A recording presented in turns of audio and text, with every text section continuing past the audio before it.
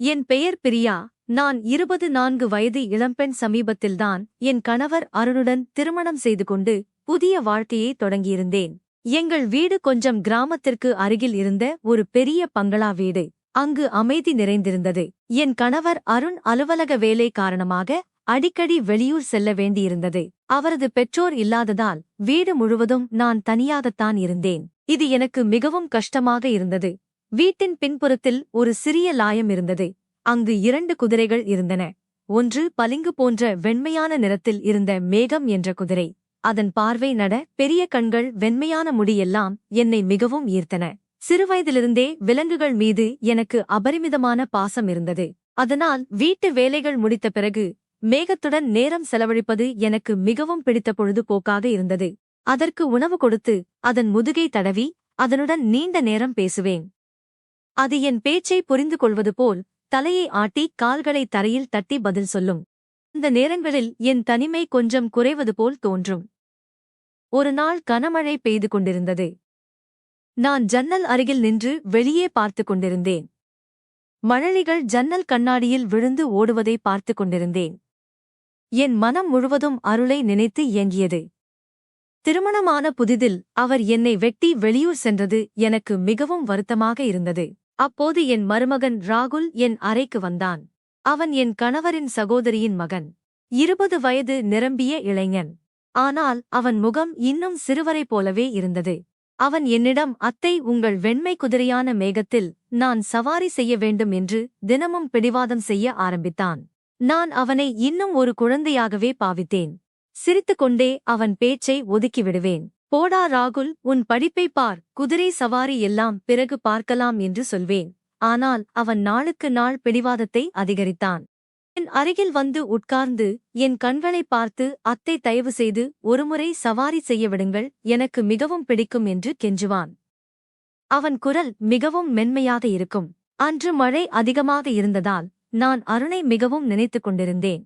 ராகுல் என் அறைக்குள் வந்து, அத்தை, இன்று நிச்சயம் மேகத்தில் சவாரி செய்ய வேண்டும்.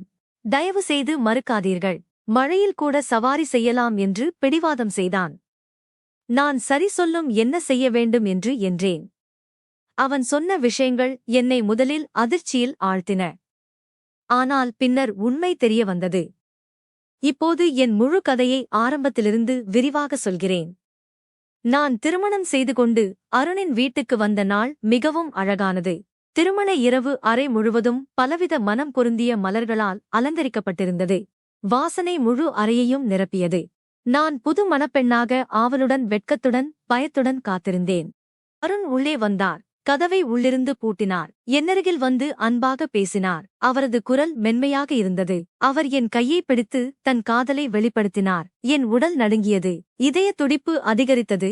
அவர் விளக்கை அணைத்துவிட்டு என் மீது அன்பை பொழிய ஆரம்பித்தார். அந்த இரவு மிக நீண்டதாகவும் இனிமையாகவும் இருந்தது. பல மணி நேரங்கள் கழித்து அவர் நாளை காலையில் அலுவலக வேலை காரணமாக வெளியூர் செல்ல வேண்டும் என்றார். நான் அதிர்ச்சி அடைந்தேன். கண்ணீர் வந்தது. என்னை விட்டுப் போகாதீர்கள், இப்போதுதான் திருமணம் ஆகியிருக்கு என்று கெஞ்சினேன். ஆனால் அவருக்கு வேலை மிக அவசியம் என்றார். விடுப்பு கிடைக்கவில்லை என்றார். விரைவில் திரும்பி வருகிறேன், நீ கவலைப்படாதே என்று சமாதானப்படுத்தினார். நான் வருத்தத்துடன் ஒப்புக்கொண்டேன். அவர் சென்ற பிறகு நான் மிகவும் தனிமையில் உணர்ந்தேன். காலையில் அவர் புறப்பட்டுச் சென்றார். வீடு முழுவதும் தனிமை என்னை சூழ்ந்தது. நான் வீட்டு வேலைகளில் மும்முரமானேன். தரை துடைத்தேன், சமைத்தேன், துணி துவைத்தேன், வீட்டை சுத்தம் செய்தேன்.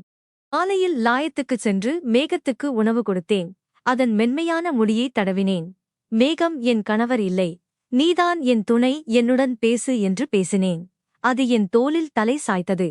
அந்த நாட்களில் ராகுல் வந்து சேர்ந்தான். அவன் பையை வைத்துவிட்டு, அத்தை, நான் இங்கு படிக்க வருகிறேன். மாமா சொன்னாரா எனக்கு அறை தயாரா என்றான். நான், ஆம், உன் அறையை தயார் செய்திருக்கிறேன், உள்ளே வா என்றேன். அவன் அறைக்கு அழைத்துச் சென்றேன். அவன் என்னை பார்த்து, அத்தை, நீங்கள் ரொம்ப அழகாக இருக்கிறீர்கள், உங்கள் புன்னகை மிகவும் அழகு என்றான். நான் வெட்கப்பட்டு சிரித்தேன்.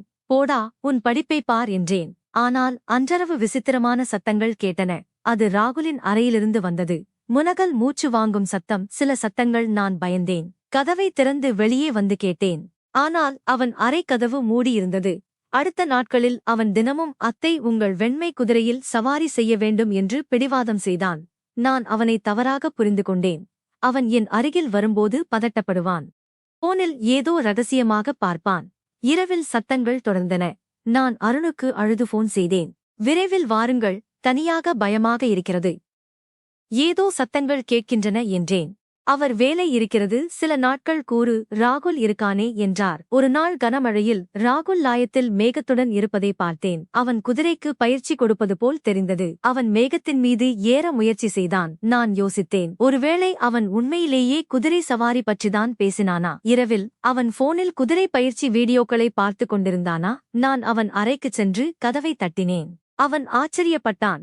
நான் ராகுல், நீ வெண்மை குதிரையில் சவாரி செய்ய வேண்டும் என்று சொன்னது உண்மையா? விளக்கமாகச் சொல் என்றேன். அவன் விரிவாகச் சொன்னான். ஆமாம், அத்தை சிறுவயதில் பாட்டி வீட்டில் நிறைய குதிரைகள் இருந்தன.